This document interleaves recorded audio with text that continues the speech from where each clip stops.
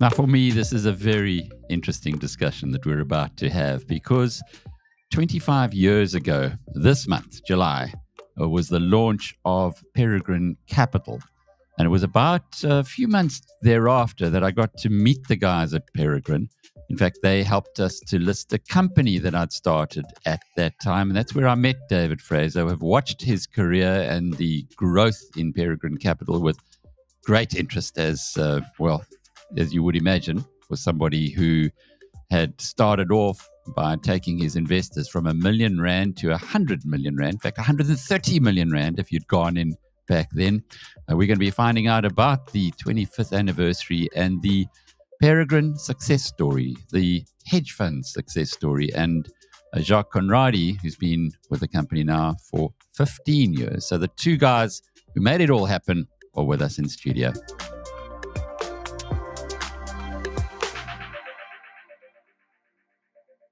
David, looking back at those very, very early days, hedge funds were a bit of I won't say a dirty word in South Africa, but were certainly not really appreciated. Nothing like today, where pretty much every financial advisor has to know about hedge funds, if not recommend to clients to invest in hedge funds. It's been a long journey from then, but your launch, we look back in 1998, many of us forget that that was the emerging market crisis. It wasn't exactly great timing.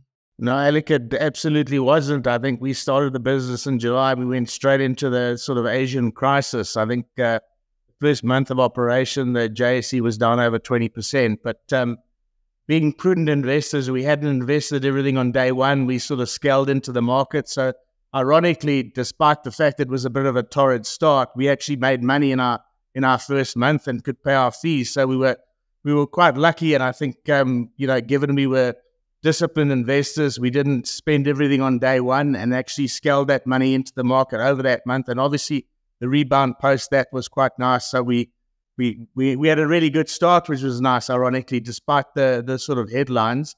And I think having only proprietary money at that stage also gave us the sort of the headspace that we could, in fact, start investing for the medium term and weren't going to be judged over a month or a quarter. So again, at that point in time, we were only running Peregrine Capital's money to start with.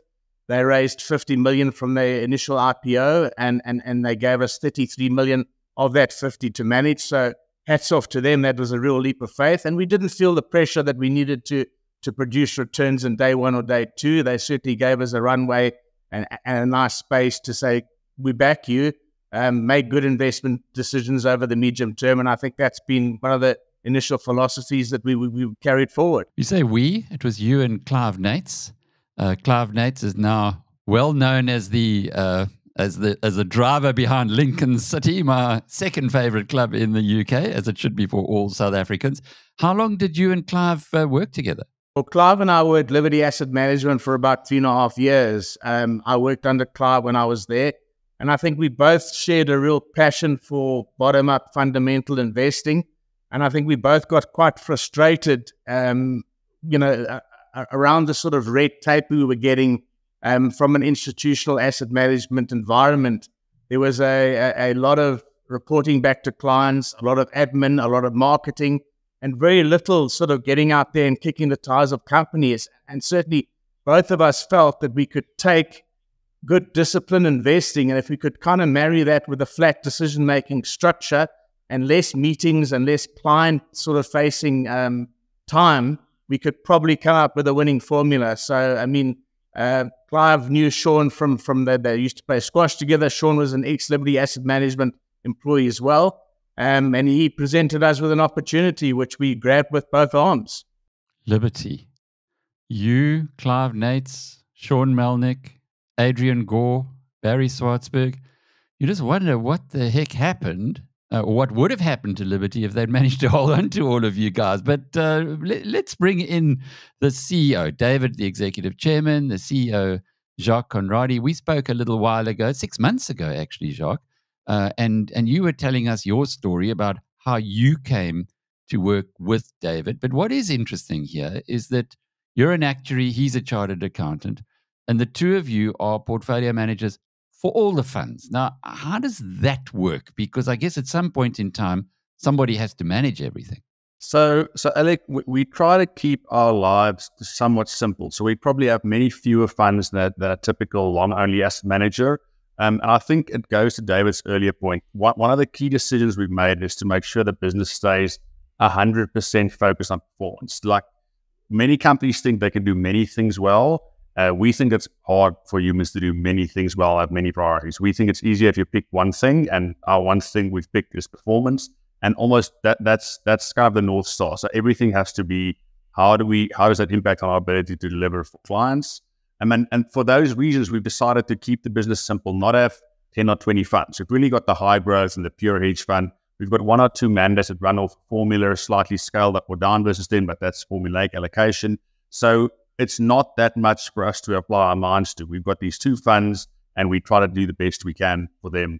And I think also having a culture where, as David said, not having meetings, we got to spend some time with clients, but making sure your key fund managers don't get distracted from the investment process and become business managers. We need to spend 80, 90% of our time just picking stocks and looking at the market and reading. That's how we need to ensure that we can keep this going in the future. So you're not going off, David, to buy an English football club? No, I've left that to Clive. I mean, we saw Clive a couple of weeks ago, and I think it's fantastic. He's got a new career. I think it comes with its own challenges as well, but he's always been such a passionate follower of soccer, and I think hats off to him, and I think he's added an amazing amount of value to that club. But not for me, thanks. But the point I'm getting to here is that Warren Buffett's wonderful saying that if you do what you love, you don't work a day in your life. And it sounds to me like the two of you are doing what you love. Yeah, absolutely. I mean, at the end of the day, what's wonderful about our business and our careers is you get to work really not knowing how the day is going to play out. You're faced with information that's thrown at you in a live environment, and you've got to assimilate and interpret that information better than most and quicker than most. So, we can never plan our day, what's going to come out, what sort of trading updates, is it below or above expectations? And I just think it's such an exciting environment. I think obviously one of our prerequisites about hiring people is to have a real passion for investing.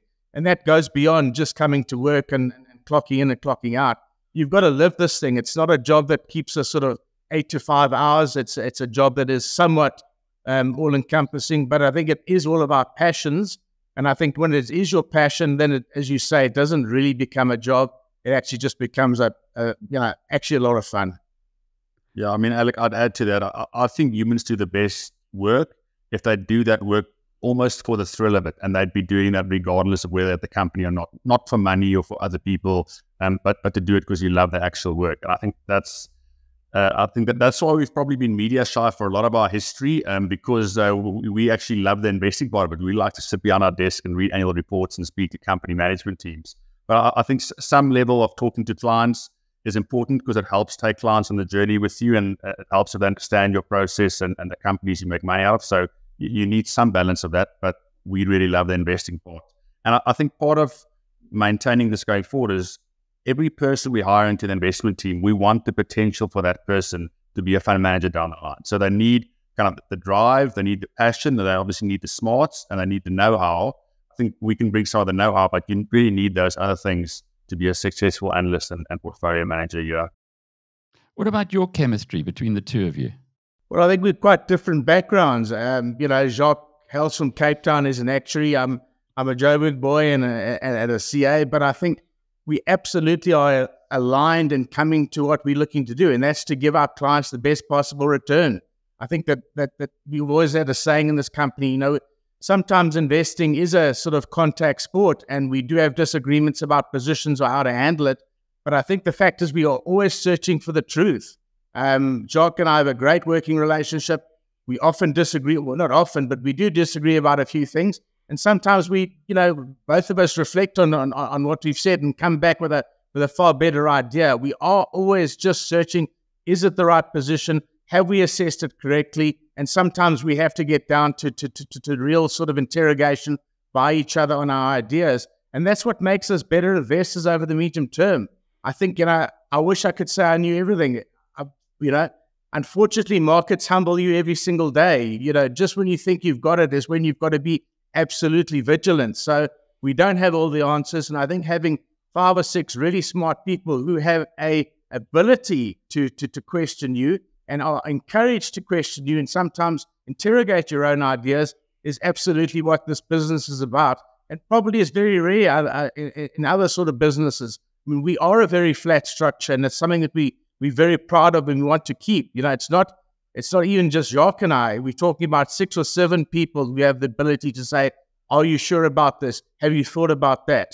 It's not working out as you planned. What should we be doing? I think that's a massive, massive advantage in our business.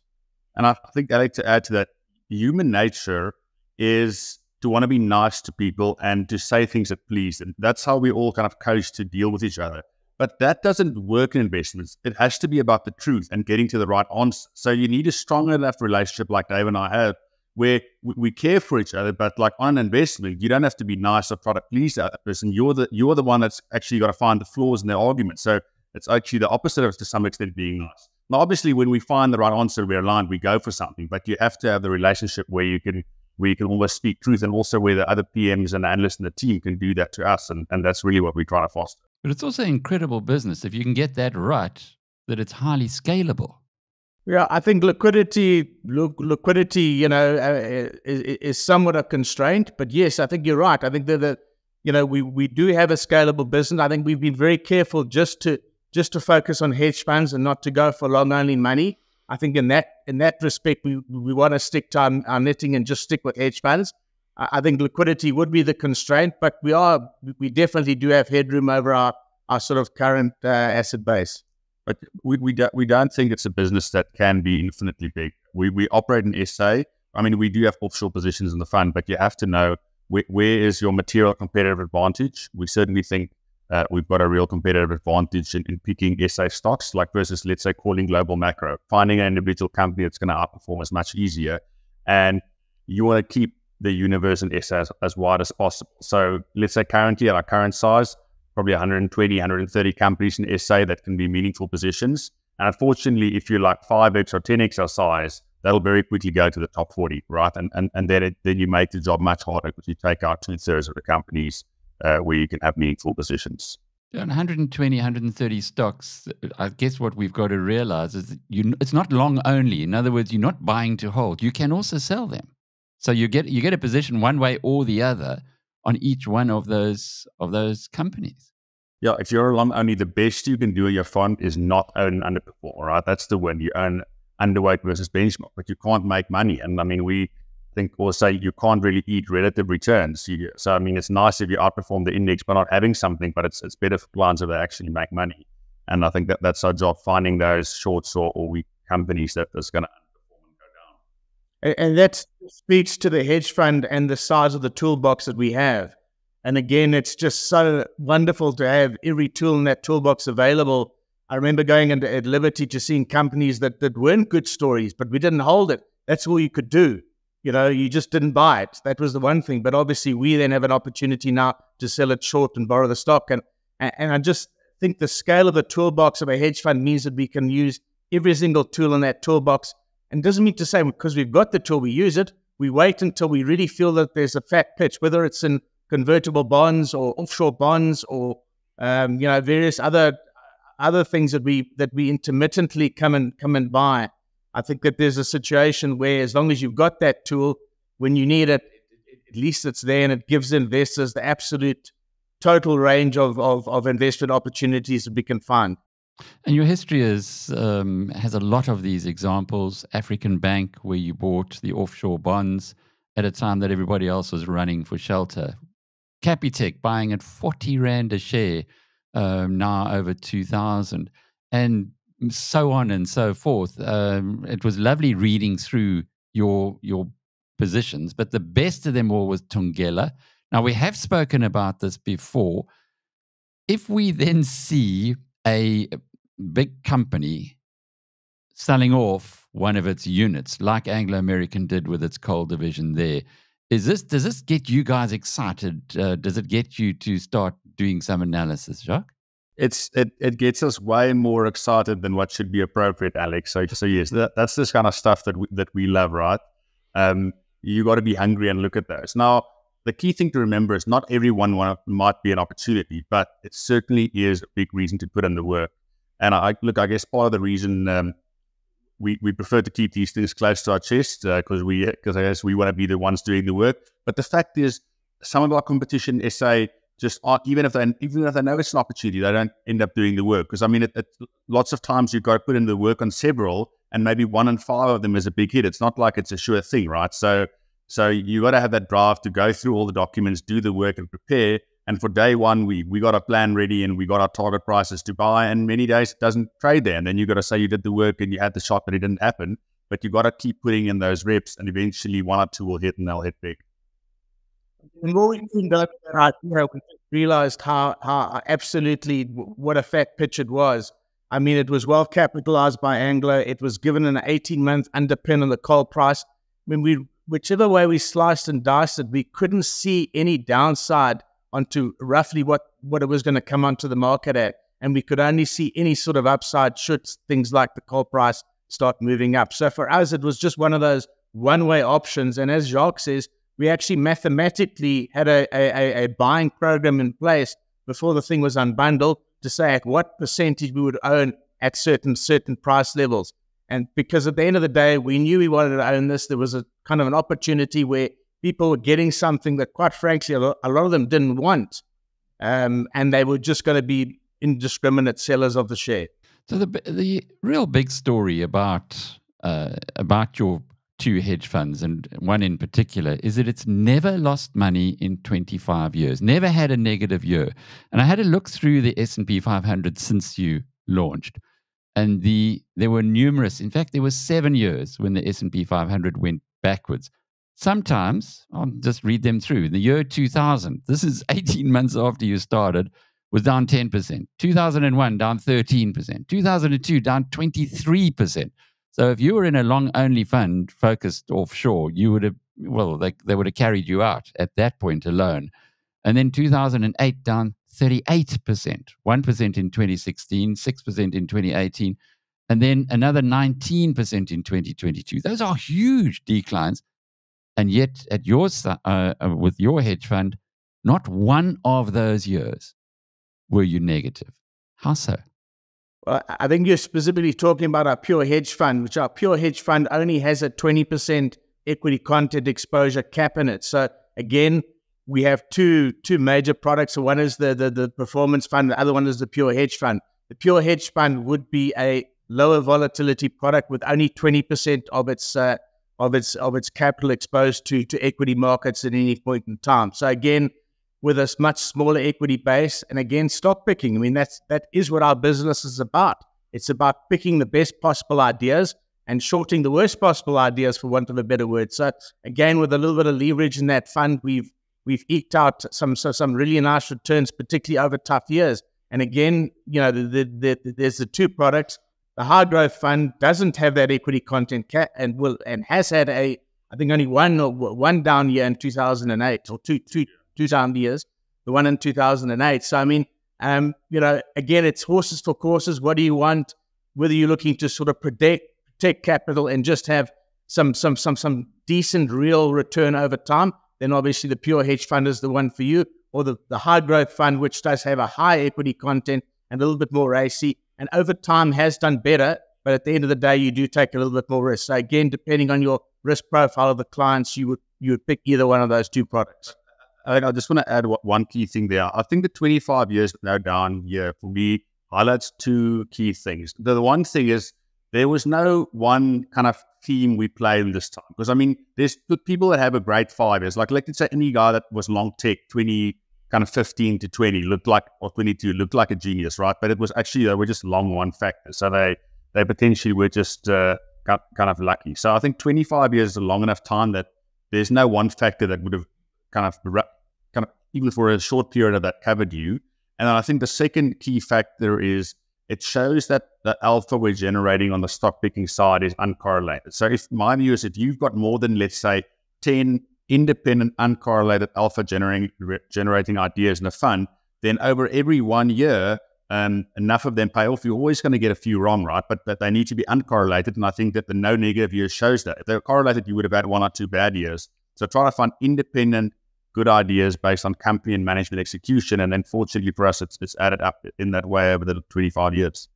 And how have you changed over that period? How have perhaps your investment approach, what have you learned in that time, David, that has made you adjust the way you look at things on a day-to-day basis? I'd say maybe 2 things. The one is certainly when we started the business, I mean, I used to go home and put on CNBC and sit there till all hours of the morning watching things and trying to see where markets went. But certainly over time, once you get confident that you're putting in the right positions into your fund, you're putting companies of quality that don't have a lot of debt, who have competent management and have a real moat. I think over time, certainly in my own perception, I'm just so much more comfortable with a portfolio the way it is and don't really micro watch markets like I used to. If the markets draw down, well, we should have the right portfolio, and we've tried and tested it over many years. So again, I'm a little bit less focused on what's happening on a daily basis and more looking, what's happening over the medium term. So I think that's probably one thing that certainly in my side is changed over the years. And again, just a team of great people who all have a very similar objective and a very similar goal. All love markets, all working hard, all understanding our investment philosophy and implementing it into our fund. I think that the core of the philosophy really is very similar to how Buffett looks at the world. Let's say the one thing that stayed the same is we're value investors. We value things and we try to buy things for less than what they're worth, and we short things for more than what they're worth. That's almost the simple truth of it. Now, how you do that is the hard part. Like, firstly, how do you value what something is worth within a fairly narrow degree? And obviously, when do you buy? Like, how far below? When do you sell? So all those finer things, that's what you keep refining. And I think personally, markets become more efficient over time. You're probably gonna have to run harder to generate the same returns. Just globally, we've seen this. So I think continuing to learn from our mistakes, refine our processes.